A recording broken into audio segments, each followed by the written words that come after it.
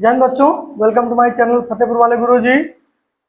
आज हम कैन और कुड को पढ़ेंगे, जो बेहद आसान होता है, किंतु उसमें थोड़ा सा बारीकी समझनी पड़ती है कि कैन और मे का लगभग लगभग सक्ता शक्ति उसमें भी होता है, सक्ता शक्ति इसमें भी होता है, तो दोनों में थोड़ा सा अंतर क्या होता है समझना जरूरी होता है। आइए समय बर्बाद न करते हुए आगे बढ़ते हैं। Use of can. अब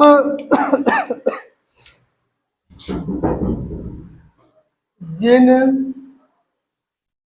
वाक्यों से किसी कार्य को करने की शक्ति, सामर्थ्य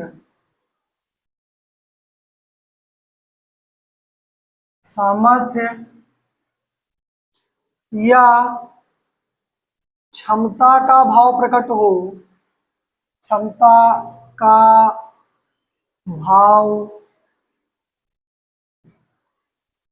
प्रकट हो, उन वाक्यों का अनुवाद करते समय कैन का प्रयोग करते हैं। पहली बात आपको ये पता चली। दूसरी बात बेटा क्या होती है पहचानने की? साधारणतः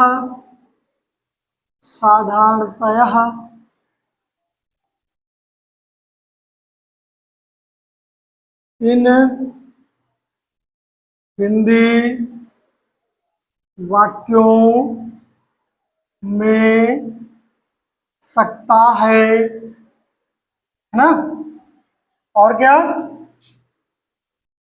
सकती है,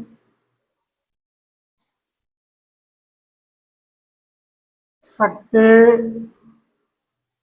हैं, लिखा होता है। जैसे सामर्थ्य का मतलब क्या होता है? जैसे क्या आप इस बॉक्स को उठा सकते हैं? बॉक्स को उठाने का मतलब उसमें क्या लगेगी? शक्ति लगेगी, क्षमता लगेगी। क्या आपके अंदर क्षमता है उठाने की? अगर होगी तो आप उठा लेंगे, है कि नहीं? और इसमें ज़्यादा कुछ होता नहीं, जितनी सारी मॉडल्स होती हैं उनका स्ट्रक्चर समान होता है। पहले आपको लिखना है सब्जेक्ट, फिर आपको लिखना है कैन, फिर आपको लिखना है मेन वर्ब की फर्स्ट फॉर्म, फिर आपको लिखना है ऑब्जेक्ट, फिर आपको लिखना है ओ डब्ल्यू। तो क्या तुम नहीं क्या नहीं क्या है भाई, क्या से क्या शुरू कर रहे हो लाला? बहुत जल्दबाजी है का? आइए, मैं इस प्रश्न को हल कर सकता हूँ। मैं इस प्रश्न को हल कर सकता हूँ। अब समझते हैं इसको। जिन वाक्यों से किसी कार्य को करने की शक्ति, क्या लिखा है? शक्ति, सामर्थ्य या क्षमता का भाव प्रकट हो, तो उन वाक्यों का जब अनुवाद करते हैं तो कैन का प्रयोग करते हैं। इन वाक्यों में सकता है, सकती है, सकते हैं लिखा होता है। एक तो इसमें आपका साफ साफ कह रहा है कि सकता हूं, कैन समझ में आ रहा है। अच्छा, दूसरी संभावना क्या है भाई? दूसरा क्या हो सकता है? देखिए आप, मैं इस प्रश्न को हल कर सकता हूं। क्या कह रहा? मेरे अंदर सामर्थ्य है तो मैं इस कार्य को कर सकता हूं। तो क्या हो जाएगा? सब्जेक्ट आपका आई, फिर कैन लगाएंगे। हल करना की सॉल्व होती है किसको? दिस क्वेश्चन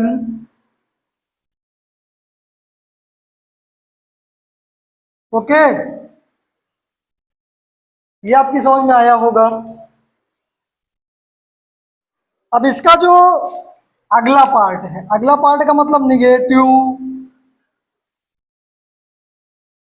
अब जैसे कोई आपका मित्र आता है आपके पास और आपसे पूछे सहायता कर सकते हो, अगर बोलोगे हाँ तो हाँ, लेकिन हम लोग पढ़ रहे हैं निगेटिव, तो आपको क्या बोलना है? नहीं, मैं आपकी सहायता नहीं कर सकता। तो इसमें कैन के बाद नॉट लग जाएगा। मैं आपकी सहायता नहीं कर सकता हूँ, है ना? तो क्या हो जाएगा? आई, आई के बाद कैन लिखा है ना, कैन, निगेटिव में नॉट लग जाएगा। नॉट, फिर क्या? हेल्प, किसकी? यू, आपकी, है ना? जैसे आपने पिछले टेंस में पढ़ा था, जो टेंसों में आपको पढ़ाया गया था, जब इंट्रोगेटिव फर्स्ट टाइप हो तो कैन बाहर हो जाता है, अर्थात ये कैन उठ के यहाँ आ जाएगा। इंट्रोगेटिव सेकंड टाइप हो जाएगी, प्रश्नवाचक शब्द की अंग्रेजी जुड़ जाएगी और उसमें कोई अंतर नहीं होता है। आप इसको लिख लीजिए, तो मैं आगे इरेज करके फिर आपको इसके आगे का पोर्शन पास्ट में जो कुड होता है कुड बता दूं, तो आपका कैन कुड यहीं से फाइनल हो जाएगा। आप आसानी से इसको सीख जाएंगे, आप परीक्षा में डायरेक्ट इनडायरेक्ट एक्टिव पैसिव सब में कर लेंगे। लिख गया? चलिए मैं इरेज करता हूं इसको।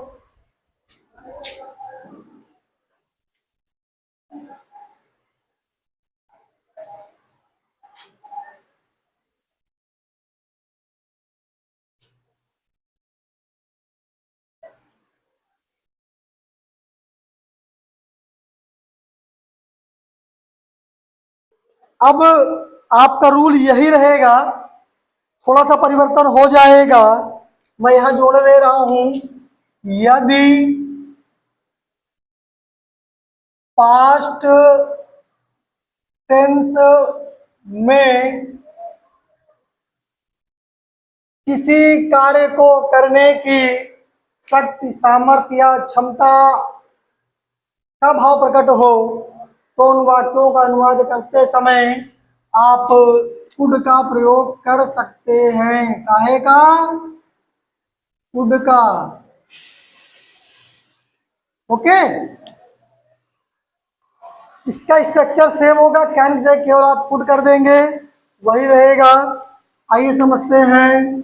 Subject plus could plus main verb की first form plus object plus O W, ऐसे। तो इसको करके देखते, एक सेंटेंस बताऊंगा, बाकी आप स्वयं से कीजिएगा, जो ना है कमेंट कीजिएगा, मैं आपको फिर से बता दूंगा। वह मेरी सहायता नहीं कर, क्या कर सकता था, सहायता कर सकता था, है ना? सकता है की जगह सकता है हो जाए तो कैन, सकता था हो जाए तो कुड। तो इसका ट्रांसलेशन क्या होगा? ही कुड हेल्प, किसकी? मी, मेरी, यही। अब आपको अगर ये वीडियो समझ में आए तो कमेंट में आपको केवल यस सर लिख देना है, ताकि मुझको संतुष्टि मिले कि मैं अपने बच्चों को पढ़ा पा रहा हूँ, समझा पा रहा हूँ। बस आपको लाइक कर देना है, वीडियो को शेयर कर देना है और कमेंट में यस सर लिख देना है। धन्यवाद।